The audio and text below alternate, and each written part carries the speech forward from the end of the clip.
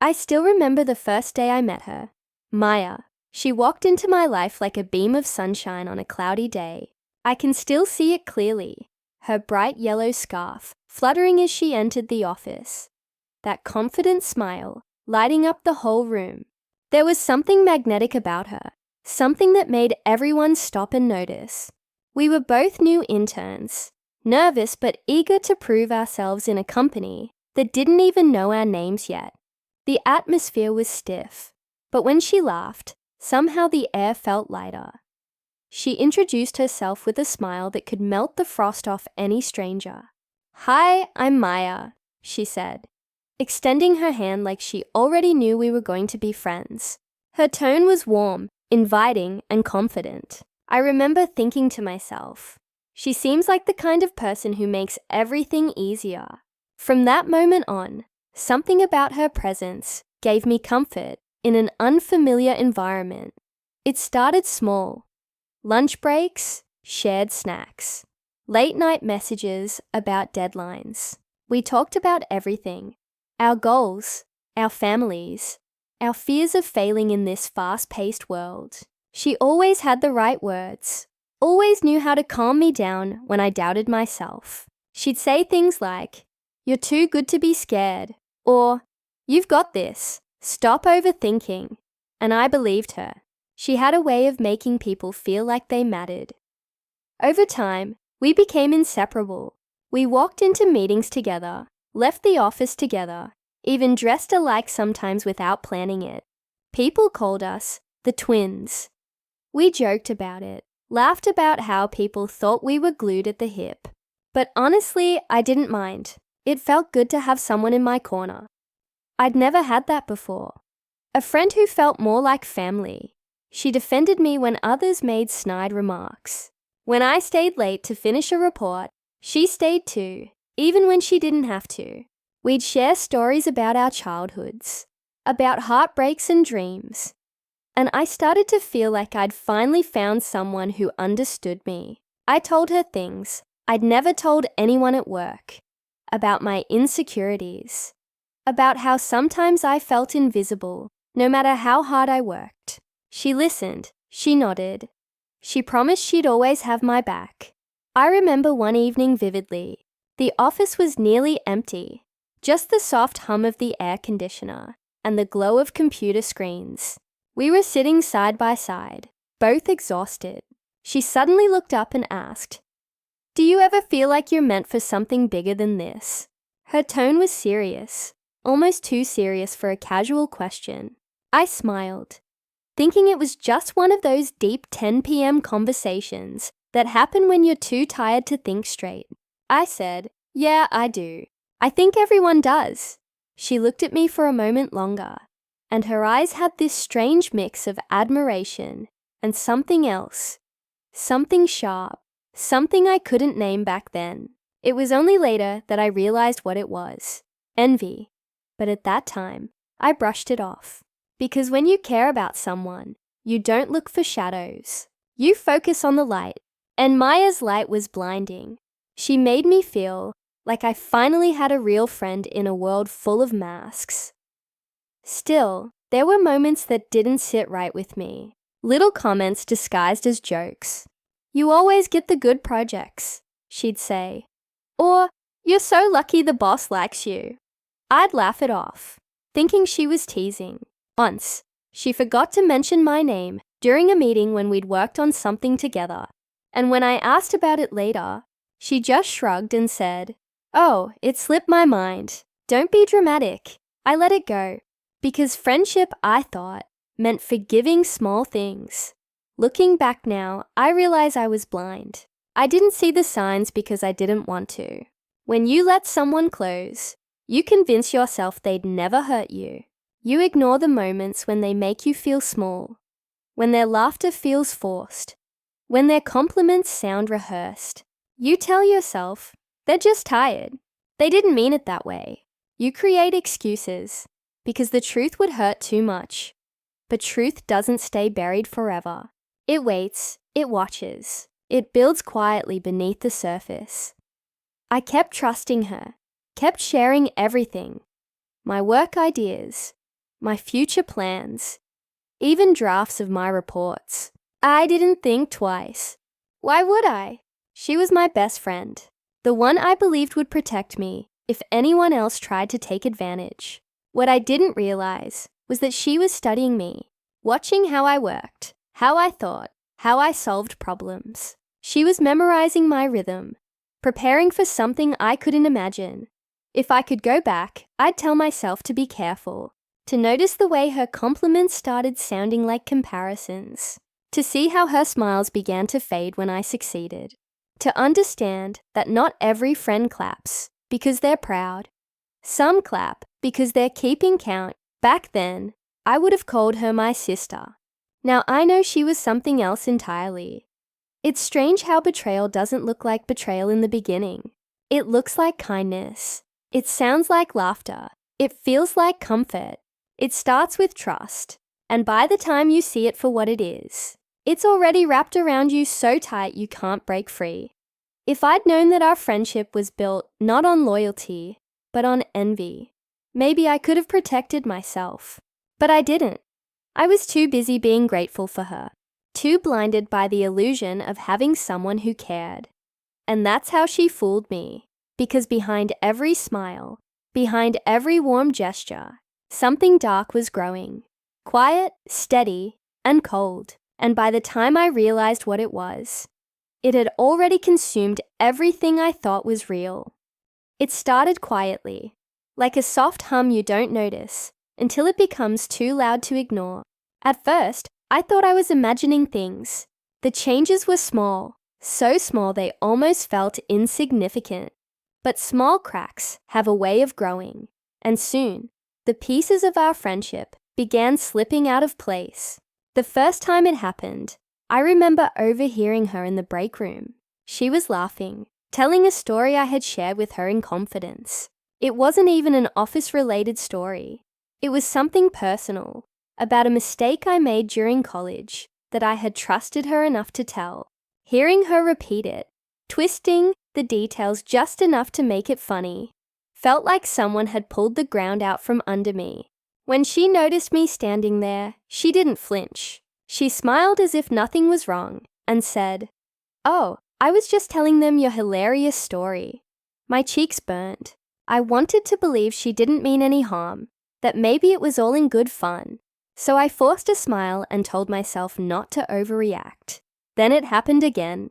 I had stayed up late all week finishing a report, researching, writing, editing, making sure it was perfect. During the morning briefing, she casually mentioned to the team lead that we'd worked on it together. I remember staring at her, stunned. She wasn't even part of that project. But she said it so naturally, so confidently, that nobody questioned it. When the manager complimented our work, she just grinned and said, "Thanks, we make a great team." After the meeting, I pulled her aside and said softly, "You weren't part of that project." She laughed, brushed it off, and said, "Oh, come on. You know I didn't mean it like that. Don't be so serious." I let it go again, because that's what you do when someone you care about crosses a line. You convince yourself it wasn't intentional, but soon, the pattern became harder to ignore. She'd make small cutting remarks disguised as jokes. "You're so lucky everyone likes you," she'd say. Or, "You always manage to get noticed, don't you?" She said it with a smile, but there was a sharpness underneath that smile, something cold that made my stomach twist. I'd laugh it off, because confronting her felt wrong. I didn't want to believe that my friend, the one who once stood by me, was starting to resent me. Over time, she started keeping score of everything. If I stayed late, she'd stay later. If I got praised, she'd find a way to one-up it. If I mentioned something I was proud of, she'd bring up one of her own accomplishments, louder, brighter, like it was a competition I didn't know I was part of. I noticed her tone change when people complimented me. Her smile tightened, her eyes flickered away, but she always said the right words. That's the thing about people like her. They know how to sound genuine, even when their hearts are anything but. I remember one afternoon, when our manager congratulated me on a client report. Before I could even say thank you, Maya jumped in with, "Oh yes, I helped her with that part." It wasn't true, and she knew it. Everyone nodded, believing her, and I felt my chest tighten. Later, when I asked her why she said that, she shrugged. "Relax," she said. "I was just talking." She made me feel like I was the problem for even noticing. That's how she worked. Every time she hurt me, she wrapped it in a joke or a laugh, so I'd feel guilty for being upset. It wasn't just work. The distance started to seep into our friendship too. The way she'd interrupt me mid-sentence. The way she'd change the topic whenever I talked about something good in my life. She began making plans without me, then casually mentioning them afterward. When I asked if something was wrong, she'd smile and say, "Of course not. You're imagining things." And maybe I was. Or maybe she wanted me to think that. I remember the night that confirmed what my gut had been screaming for weeks. I stayed late at the office to finish a project. She was on a call in the next room, her voice echoing faintly through the glass walls. I wasn't eavesdropping. It was impossible not to hear. She was talking about me. Her voice was filled with irritation, saying how some people always get things too easily, how being nice to the right people works wonders. She laughed bitterly, and the person on the other end laughed with her. I felt my chest go cold. There was no misunderstanding it this time. She wasn't joking. She wasn't teasing. She was jealous, and she'd been hiding it behind a smile all along. When she came out and saw me there, she didn't even look embarrassed. She just froze for a second, then said, "Oh hey, didn't know you were still here," and walked past me as if nothing had happened. I sat there long after she left, staring at my screen, unable to focus. My mind kept replaying her words. Every conversation, every laugh, every fake compliment. It all started to make sense. I wanted to confront her. I wanted to ask why, but part of me knew the answer didn't matter. People like her don't admit to jealousy. They rewrite the story until you're the villain for noticing it. So I stayed silent. I smiled the next morning, acted normal, because pretending was easier than fighting for a friendship that was already dying. Still, I couldn't stop questioning myself. Was I too sensitive? Did I do something wrong? She had planted those doubts so deeply that even when she hurt me, I looked for reasons to blame myself. That's what trust does. It makes you blind to the truth, even when it's staring right at you. But there's a limit to how much someone can take. I didn't know it then, but that quiet hurt was slowly turning into something else. Something colder, stronger. I was beginning to see her for who she really was, and I couldn't unsee it. I kept trusting her, because that's what I do. I believe in people. But what I didn't realize was that trust, in the wrong hands, isn't a gift. It's a weapon. The office felt colder after that day. It wasn't just in my head. The energy had shifted. Every time I walked past Maya's desk, I could feel her presence, like a weight pressing against me. She laughed louder than usual, moved with exaggerated confidence, and made sure everyone noticed her. She was the new star, the innovative mind behind the project. People congratulated her constantly. "You really nailed it," they'd say. "You're going places." And she'd smile humbly, pretending to brush off the praise. But every time her eyes met mine, there was a spark of triumph there. Quiet, smug, deliberate. I tried to act normal. I told myself I could move on, focus on my work, prove myself again. But it wasn't that simple. The betrayal lingered. Every time I looked at my notes, my old drafts, I felt sick. The words that once made me proud now felt tainted. My idea, something I had poured hours, days, and emotion into, no longer belonged to me. She had taken it, paraded it in front of everyone, and been rewarded for it. And somehow, she managed to keep playing the role of a friend. That's what made it worse. The next week, she invited me out for coffee, like nothing had happened. "Come on, don't be weird," she said when I hesitated. "You've been so quiet lately. Are you mad at me or something?" The way she said it, light, teasing, made me feel cornered. I went, mostly to avoid gossip. We sat at our usual cafe, but everything felt off. She talked about her new project, the one she'd been assigned after her big win. She asked me for advice, acting clueless, pretending she still valued my input. I listened, smiled where appropriate, nodded. But deep down, my patience was cracking. At one point, she leaned forward and said, "You know, you should speak up more in meetings. You're too quiet. That's why people overlook you." I remember staring at her, trying to process if she was genuinely oblivious or just cruel. She had stolen my work, my recognition, and now she was giving me advice on how to stand out. I wanted to tell her exactly what I thought of her, but I didn't, not yet, because somewhere inside me, a different voice had started whispering. The voice of someone who had finally learned not to trust so easily. Over the following weeks, I watched her carefully. Every smile, every conversation, every move she made. She loved attention. She needed it like air. Whenever the boss praised her, she lit up. Whenever someone else got credit, her mood changed. She hid it well, but I noticed. That's when I realized what she really was. Not just ambitious, but desperate. Desperate to be liked, to be admired, to be seen as better than everyone else. And once I understood that, something inside me shifted again. The pain started to harden into resolve. She thought she'd won. She thought I was too naive, too soft to ever fight back. But she didn't understand. Betrayal changes people. It sharpens them. It turns kindness into calculation. I stopped sharing anything personal. I stopped reacting to her comments. When she laughed too loudly in meetings or made her fake compliments, I just smiled and said nothing. I knew silence was more powerful than any confrontation, because silence made her curious.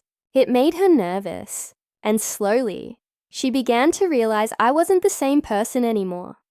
One afternoon, she came to my desk with that same sweet tone she always used when she wanted something. "Hey," she said, tilting her head. "Can you help me with a report? You're so good with details." I looked up, pretending to think. "Sorry, Maya," I said calmly. "I've got my own deadlines. Maybe next time." The surprise in her eyes was almost satisfying. She laughed awkwardly, muttered something about being busy too, and walked away. For the first time, I didn't feel small or powerless. I felt in control. But her behavior started changing after that. She grew distant, less talkative, sometimes even cold. I could tell she sensed the tension. The office gossip machine picked up little things. People saying she was getting too confident, or that her luck wouldn't last forever. I didn't start those whispers, but I didn't stop them either. It was like watching a mask slowly crack. The version of herself she worked so hard to project was starting to slip. One day during lunch, I caught her talking to one of our co-workers, a guy from accounting who used to flirt with both of us. She was complaining about how some people can't handle other people's success. Her tone was casual, but her eyes flicked toward me for just a second. I smiled when I noticed, acting unfazed. I wasn't going to give her the reaction she wanted. She thrived on reactions. That was her fuel, and I was done feeding her. That night, as I walked home, I realized something. I had spent weeks replaying the betrayal, trying to understand how she could do it. But maybe the better question was, why did I let her? I had given her access to everything. My ideas, my confidence, my trust. I had handed her the ammunition she used to destroy me. That's when the guilt turned into clarity. I couldn't undo what she did, but I could make sure she never did it again. Not to me, not to anyone else. That's when I started planning. Not for revenge, not yet, but for redemption. My redemption. I would rebuild what she took, only better. I'd work in silence, refine my next idea until it was undeniable. I'd make sure the next time the spotlight hit, it would be mine, and no one would be able to steal it. Maya had shown me how ruthless the world could be. Now, it was my turn to show her what happens when you betray the wrong person. The cracks between us were no longer invisible. They were wide and deep, and soon they would swallow her whole. She just didn't know it yet. The celebration that followed her promotion felt like a scene from someone else's life. Balloons, laughter, the smell of coffee and cake. It was supposed to be a happy moment for the team, but I felt like a ghost standing in the corner. Everyone surrounded her, clapping, congratulating, telling her how inspiring she was. She smiled modestly, shaking her head, pretending to be humble.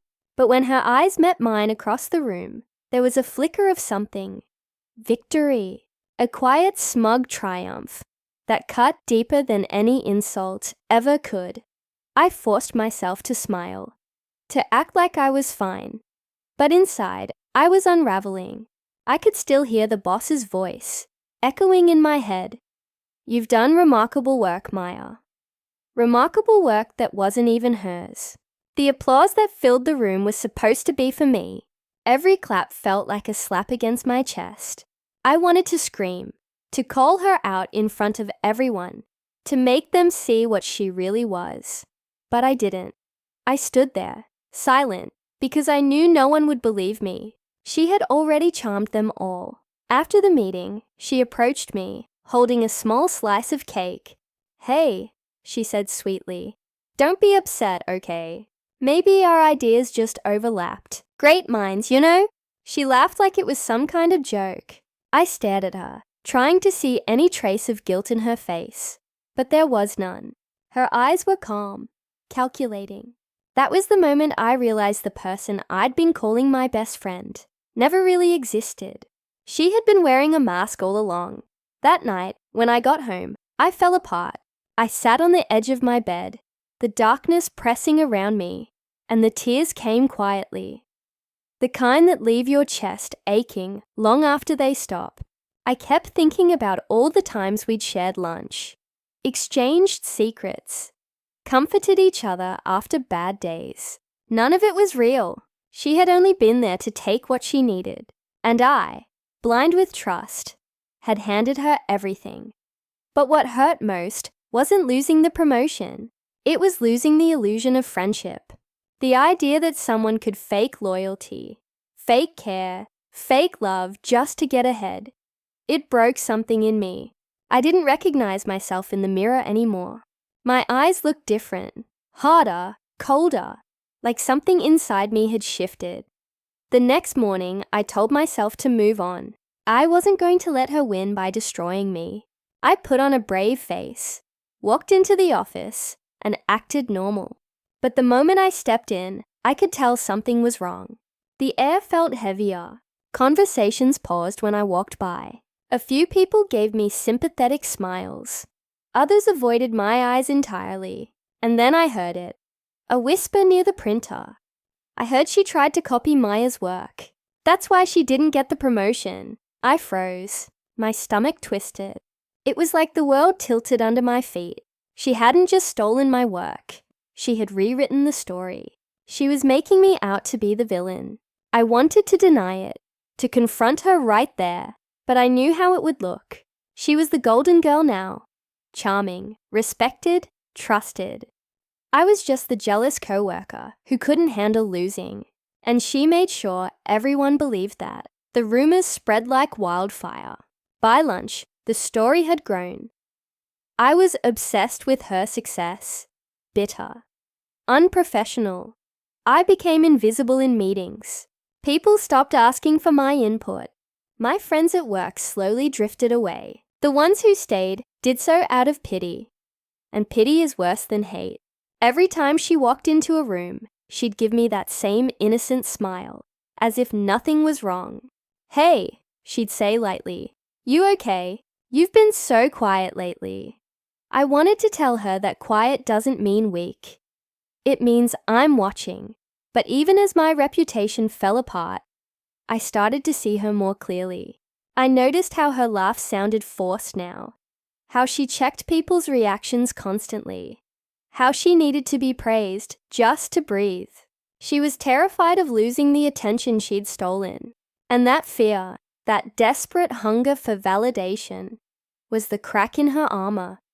I knew it was only a matter of time before that crack widened.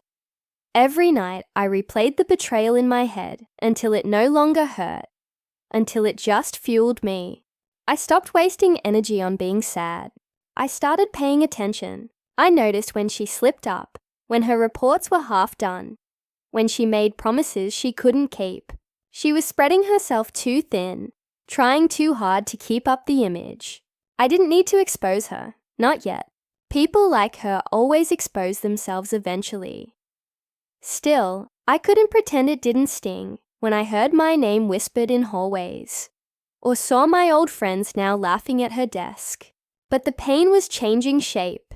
It was no longer weakness. It was becoming focus. Every time she smirked, I felt it sharpen. The quiet determination to rise again, not just for revenge, but for myself. Then one afternoon, she came up to me, her voice sugary sweet. "Hey," she said, "can you look over my new proposal? I really value your feedback." I looked up at her, calm, collected, and said, "Sorry, Maya, I'm busy." She blinked, clearly not expecting that. "Oh," she said with a small, awkward laugh. "Okay, maybe later." She turned and walked away, but I could feel the tension radiating off her. She didn't like losing control. I watched her go, and for the first time in weeks, I felt at peace. I didn't need to shout the truth anymore. I didn't need to make people see. The truth had a way of revealing itself, and when it did, I wanted to be ready. She thought she had destroyed me, but what she didn't know was that she'd built something stronger in the process. I had stopped being the victim. I was becoming something else. Patient, quiet, calculating. She might have won the first round, but this story wasn't over. I wasn't done, not even close. I knew shouting wouldn't get me justice. People like Maya thrived on turning confrontation into sympathy. If I went to the boss and accused her, she'd paint me as bitter, jealous, emotional. She'd smile sweetly, act hurt, maybe even cry, and everyone would believe her. That's what manipulators do. They twist the truth until you start doubting your own story. So I kept quiet on the outside, but inside, I started moving differently, calmly, silently, with purpose. I began by documenting everything, every email, every message, every shared file between us. I saved it all. I even backed them up to my personal drive. I didn't delete a single thing. Whenever she asked for my notes or ideas, I would subtly keep a record of it. I made sure there was a trail. I learned to forward myself versions of my reports with timestamps, sometimes attaching my original drafts to my emails, so there would always be proof of when my work was created. It wasn't paranoia anymore. It was strategy, because I knew one day I'd need undeniable evidence. I stopped trusting people so easily after that. At work, I smiled when I needed to, but I spoke less. I stopped sharing early ideas and only presented finished work to the team. When Maya asked for my opinion, I gave vague answers, general thoughts without the real substance. I learned that sometimes silence is your sharpest weapon. It protects you, while your enemy doesn't even realize they're giving themselves away. But the funny thing about people like her is, they always want more attention. The more praise she got, the more careless she became. I noticed she started bragging, slipping up in small ways that most people ignored. She'd mention things that weren't true, like how she spent the whole night analyzing data, even though I knew the system logs showed she hadn't touched it.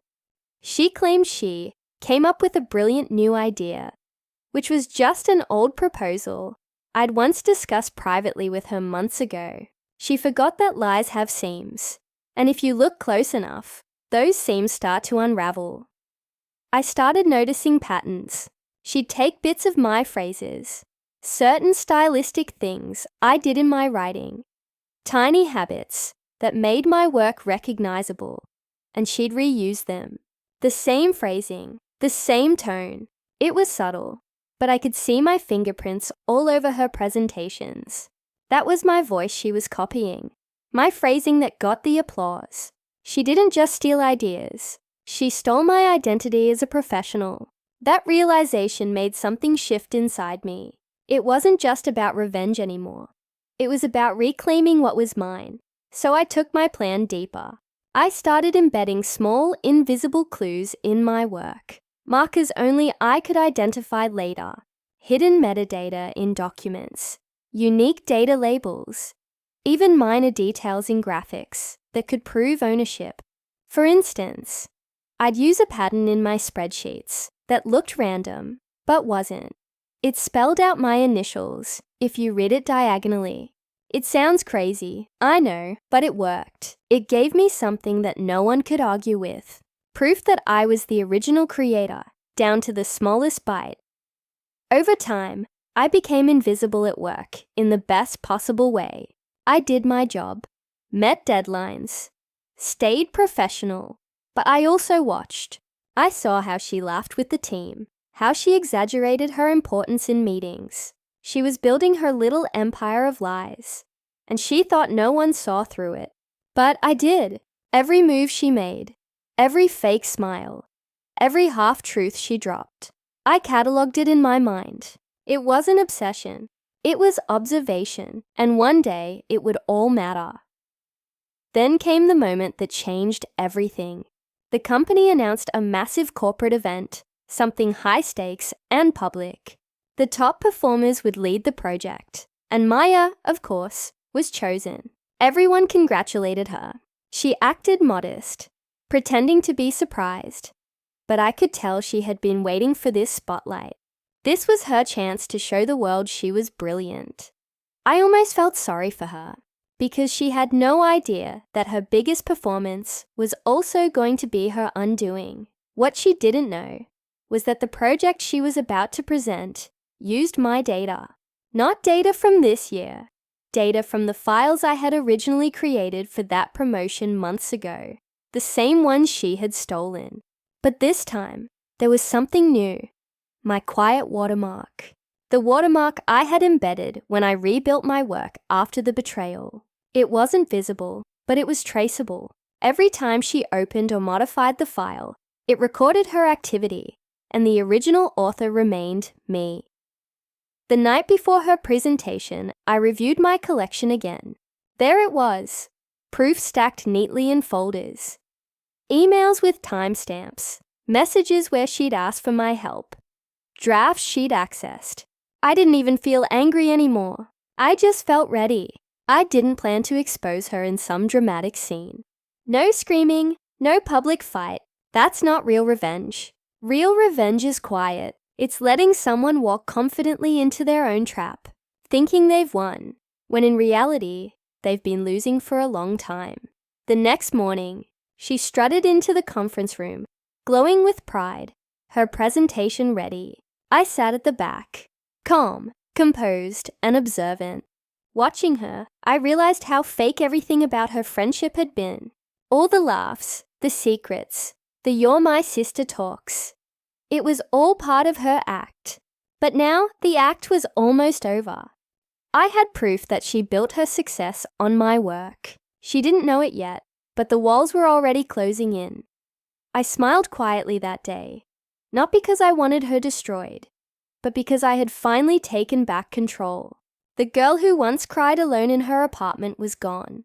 What stood in her place was someone smarter, stronger, and sharper. I had turned my pain into power. I didn't have to scream or seek pity anymore. My revenge wasn't about ruining her.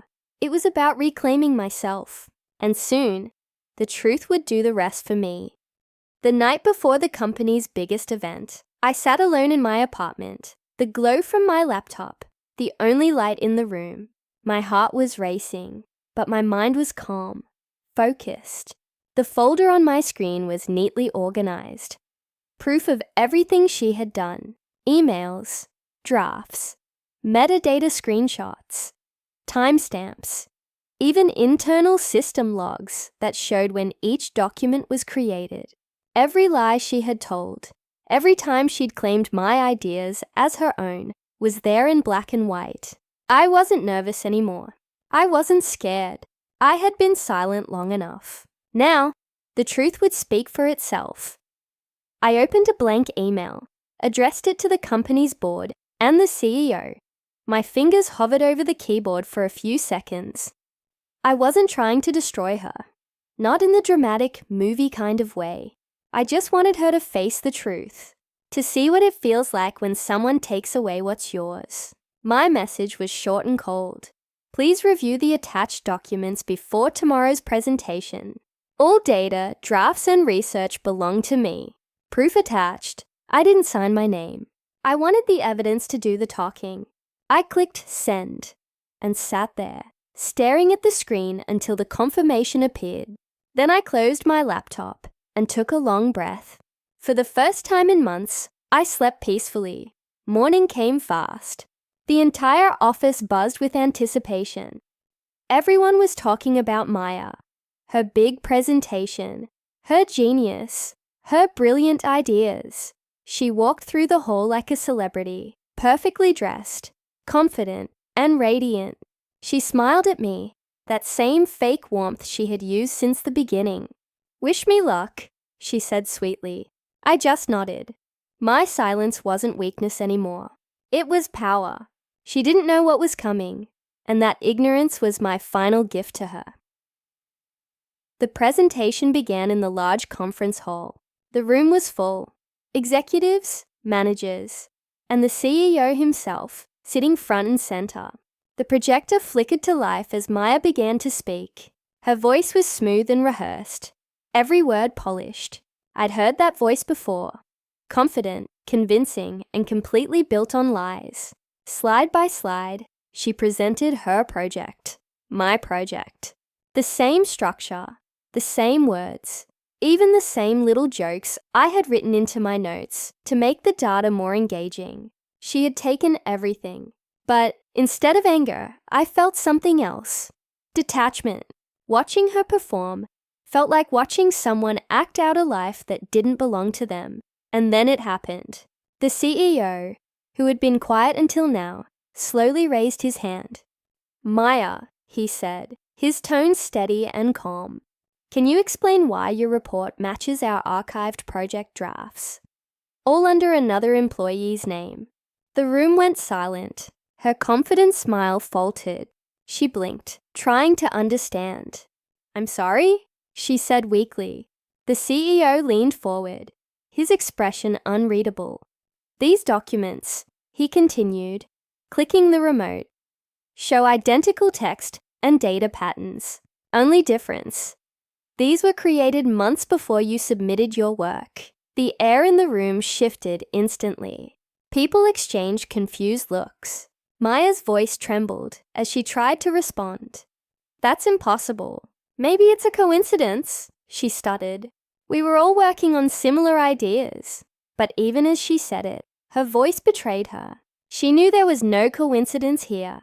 The CEO clicked again, and the screen showed the document metadata. Created by my name. Clear and undeniable. I could almost hear her heart drop. Her hands shook as she gripped the podium. "This must be some mistake," she whispered. But the evidence was solid, meticulous. The timestamps, the file paths, the drafts, all aligned perfectly. It was over, and she knew it. For once, the woman who always had an answer had none. Then the CEO turned to me. His voice softened, almost cautiously.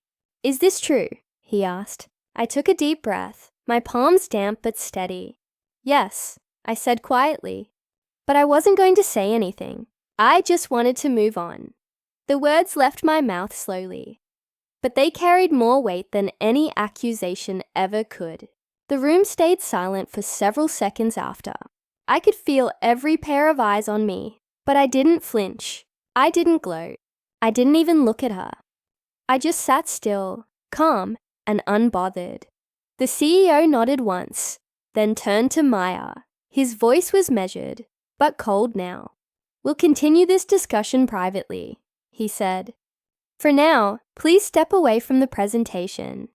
Her mouth opened slightly, like she wanted to protest, but no sound came out. Slowly, she stepped back from the podium. Her shoulders slumped. The same people who once adored her avoided her gaze. Some whispered quietly. Others stared at their hands, uncomfortable.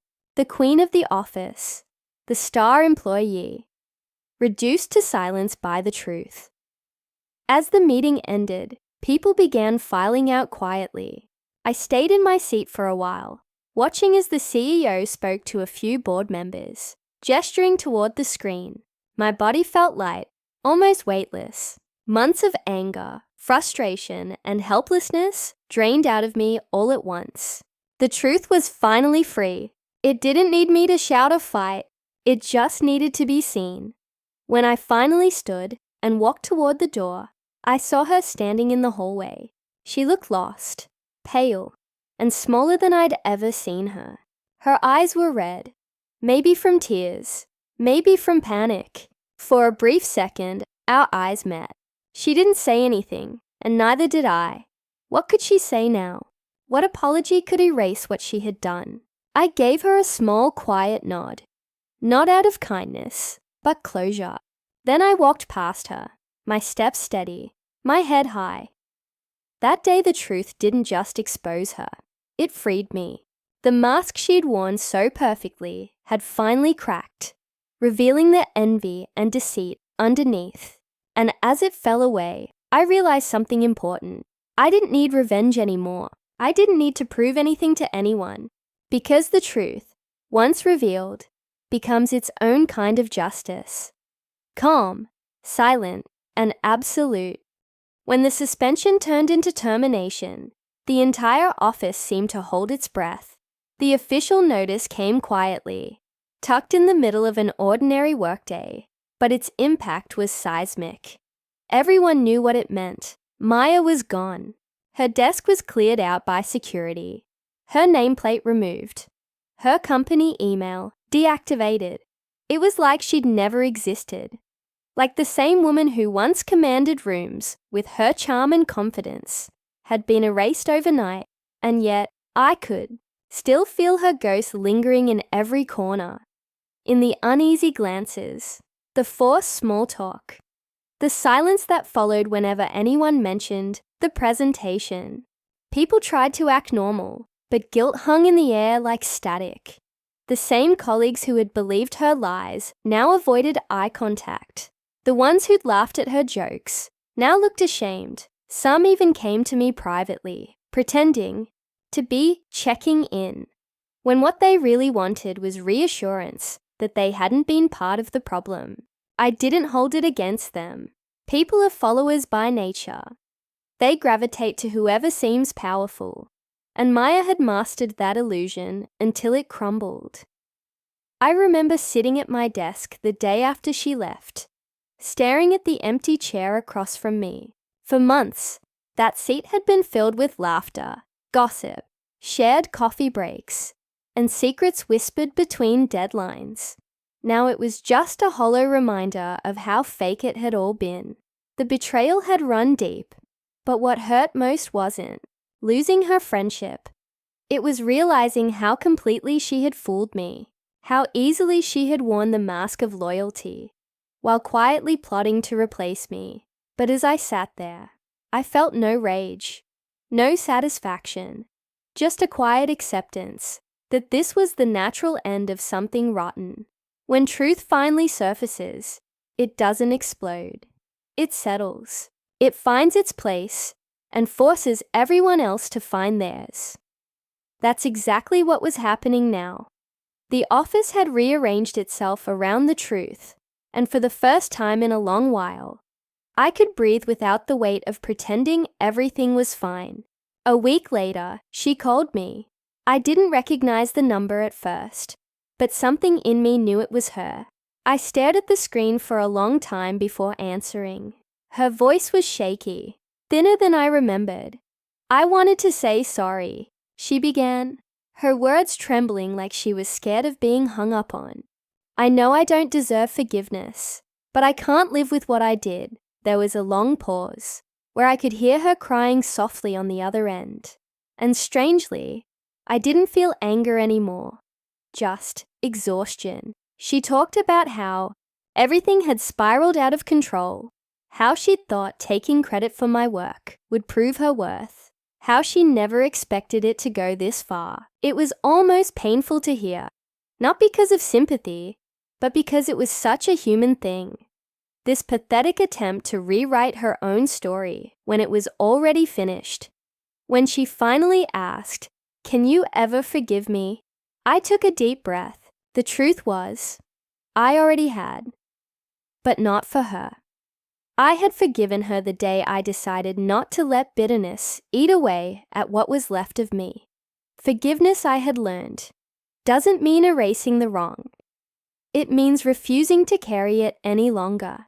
"I forgive you," I said, my voice steady. She gasped like she didn't believe it. "But that doesn't mean I trust you again," I continued. "It just means I'm done letting what you did control me."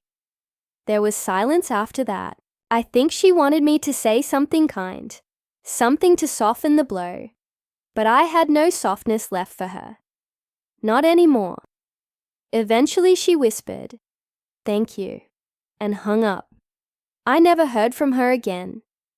In the weeks that followed, things slowly began to change. I was assigned to lead a new project.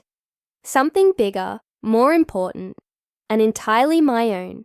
My name appeared on reports again, not as an afterthought, but as the lead. And for once, the recognition felt right. Not because I wanted revenge or validation, but because it was finally mine. Earned, not stolen. But more than the career win, it was the internal shift that mattered. I stopped questioning my instincts. I stopped over-explaining myself. I learned that protecting your peace doesn't make you cold. It makes you wise. I started to understand that revenge isn't always loud or explosive. Sometimes it's silent. It's choosing to stand tall when the person who tried to break you has already fallen apart. Every time I walked past her old desk, I didn't feel anger. I felt gratitude. She had taught me a lesson I didn't know I needed. Not everyone who claps for you wants you to win. Some people just want to stand close enough to steal your spotlight. And once you see that, you never go blind to it again. Months later, I heard through a mutual connection that Maya had left the city. She was trying to start fresh somewhere new. I didn't ask where, and I didn't care. I just hoped she learned something. That betrayal, no matter how cleverly executed, always circles back. Maybe not immediately, but eventually, because truth doesn't vanish. It waits. And when it returns, it strips everything bare. As for me, I found peace in silence. I didn't need to prove anything anymore. My work, my patience, and my calm had spoken for me louder than any confrontation ever could. And that's when I realized something simple but powerful. Revenge doesn't always look like destruction. Sometimes, it looks like rebuilding yourself so beautifully that the person who hurt you no longer recognizes the version of you they once tried to destroy. I wasn't the same person who once cried in silence over betrayal. I was stronger now, quieter, sharper, wiser. I no longer needed to see her punished. Life had already handled that. All I needed was this peace, this freedom that comes when you finally stop replaying the pain and start living beyond it. And that, more than anything, was the real victory. A few months after everything had fallen apart, the world seemed to reset itself. Or maybe I had simply learned to breathe again. The chaos that once filled every corner of my mind was gone, replaced by something I hadn't felt in a long time: quiet. I stopped waiting for people to whisper, stopped flinching at every laugh that echoed behind my back.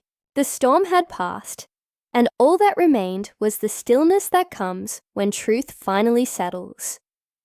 Work became my sanctuary again. I poured myself into new projects, focusing not on proving anything to anyone, but on rebuilding what had been broken inside me. I didn't chase recognition or validation anymore. I just worked, calmly, consistently, purposefully. Maybe that's why the day the promotion email arrived, it didn't feel like luck. It felt like balance. I remember sitting at my desk, reading the message over and over. My name was written there, bold and certain. The same position that had once been stolen from me, now rightfully mine. It was strange how life had circled back, giving me the exact opportunity I'd lost, but under completely different terms. No manipulation, no deceit, no noise. Just quiet acknowledgement that I had earned it. When I walked into the conference room for the first time as the new project head, I felt something shift inside me. It wasn't pride. Not exactly. It was closure. The same place where I had once sat, humiliated, watching Maya present my stolen work, was now the space where my voice carried authority. I didn't need to remind anyone what had happened. They all remembered, but more importantly, they had seen what came after. How I never lashed out, never tried to destroy anyone, just kept showing up until truth did what it always does, reveal itself. Over the next few weeks, people treated me differently. Their tone was softer, their words more genuine. I could see in their eyes that something had changed. They respected me now, not out of guilt or fear, but because they'd witnessed something rare. In a world that thrives on drama and revenge, they'd seen restraint, dignity, patience, and those things, I realized, speak louder than any outburst ever could. But even with the new title, the higher salary, the recognition, I didn't feel the thrill I expected. Instead, what I felt was peace. Real, deep peace. The kind that doesn't depend on winning or losing, but on letting go. I didn't need to think about her anymore. I didn't replay the betrayal in my head. It was done. She was gone. And I had outlasted her, not through power or manipulation, but through endurance, through truth. Sometimes I'd catch myself wondering where she was. I'd heard through a colleague that Maya had left the city and was trying to rebuild her career somewhere else. I didn't wish her harm. In fact, I hoped she'd learned something, that no victory built on deceit ever lasts. I hoped she'd finally understood that talent means nothing without integrity, and that envy destroys its host before it ever reaches its target. There were moments when I imagined running into her again, maybe years from now, at some industry event or through a mutual connection. I imagined her avoiding my eyes, or maybe trying to smile, pretending everything was fine. And I knew if that day ever came, I wouldn't need to say a word, because true resolution doesn't need confrontation. It doesn't demand acknowledgement. It simply exists within you, like a quiet strength that no one can take away. One evening, long after everyone else had left, I stayed in the office finishing up a project. The city lights glittered outside the window, and for the first time, I allowed myself to reflect on everything, not as pain, but as perspective. I realized that what she had done to me had, in a strange way, forced me to grow. It had hardened the softest parts of me without turning them bitter. It had taught me that trust should be given, not assumed, and that not everyone who smiles at you is your friend. But it also taught me that revenge doesn't have to be cruel. It can be clean. It can be quiet. Sometimes it's just about standing tall in the ruins someone else built for you and thriving anyway. That's what I had done. My revenge wasn't about destroying her life. It was about rebuilding mine so completely that she became irrelevant. As I shut down my computer and gathered my things, I caught my reflection in the dark window. Calm, composed, content. I didn't see a victim anymore. I didn't even see a survivor. I saw someone who had turned betrayal into wisdom, loss into strength, and silence into power. And that's when I understood something I wish I'd known from the beginning. The best revenge isn't destruction. It's exposure. Not through shouting, but through truth. Not through anger, but through time. Truth doesn't rush. It doesn't scream. It waits, patiently, silently, until it no longer needs to prove itself. And when it finally arrives, it speaks louder than anything else. That's what had happened to me. I hadn't destroyed Maya. I had simply allowed the truth to surface. And in doing so, I had freed myself. As I stepped into the cool night air, a gentle breeze brushed my face. And for the first time, I felt light. Completely, genuinely light. I didn't need revenge anymore. I didn't need apologies or explanations. I had everything I needed. Peace, purpose, and the quiet satisfaction of knowing that I had stayed true to myself in a world that rewarded deceit. And maybe that's what justice really looks like. Not in the fall of others, but in the rise of your own spirit. Not in loud victories, but in silent ones. I walked away that night, knowing the story was over. And the ending wasn't tragic. It was beautiful. Because I didn't just survive her betrayal. I transcended it. Not every smiling face is a friend. I learned that the hard way, through silence, humiliation, and betrayal, disguised as friendship. Some people don't come into your life to grow with you. They come to measure your steps, imitate your strengths, and feed off your trust until there's nothing left to take. They act like mirrors, but what they really reflect is envy, not admiration. Maya was that kind of person. She watched me closely, not because she valued my effort, but because she wanted to use it as her own. Back then, I thought her praise was genuine. I mistook her curiosity for support and her attention for loyalty. I was blind to the quiet calculation behind her compliments. But the truth is, time always unmasks pretenders. It doesn't matter how well they hide behind smiles. Sooner or later, they reveal themselves. Betrayal doesn't come all at once. It leaks slowly through small lies, forced laughter, and sudden changes in tone. At first, I blamed myself. I wondered if I had pushed her away somehow, if maybe I had said or done something wrong. That's what kind people do. They look inward, trying to understand what they could have done differently. But I realize now that some people will hurt you, not because of what you've done, but because of who you are. Your light makes them see their own darkness, and instead of working to grow, they choose to dim you. After everything, I didn't hate Maya. I pitied her. Because it takes a broken kind of person to sabotage someone who only wanted to see them succeed too. I used to think revenge would mean watching her suffer. But as time passed, I learned the truth. Revenge isn't about destruction. It's about evolution.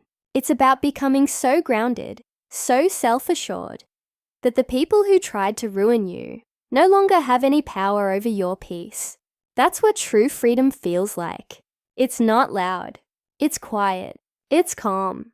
It's the peace that comes from knowing you didn't have to lose yourself to teach someone a lesson. People often ask how I managed to forgive her. The answer is simple. I didn't forgive her because she deserved it. I forgave her because I refused to let her live rent-free in my mind. Holding on to hate doesn't hurt them. It hurts you. It eats away at your spirit, makes you replay every painful moment until you can't breathe without bitterness. I didn't want that kind of poison inside me, so I let go, not for her, but for me. Forgiveness doesn't mean forgetting or excusing. It means reclaiming your power. It's choosing peace over chaos. Now I see people differently. I no longer mistake charm for character or attention for affection. I take my time before letting anyone close. I've learned to observe before I trust, to listen before I speak, to watch how people treat others when there's nothing to gain. Real friends show up in silence. Fake ones disappear when the spotlight shifts. I don't surround myself with noise anymore. I'd rather stand alone in truth than be surrounded by a crowd built on lies. Sometimes, late at night, I think about the version of me that existed before all this. Naive, eager to please, desperate for approval. I want to reach back and tell that version of myself that she didn't deserve the betrayal. That kindness is not weakness. That empathy is not foolishness. That trusting someone isn't a mistake. Their betrayal is. It took me a while to understand that losing fake friends isn't a loss. It's protection.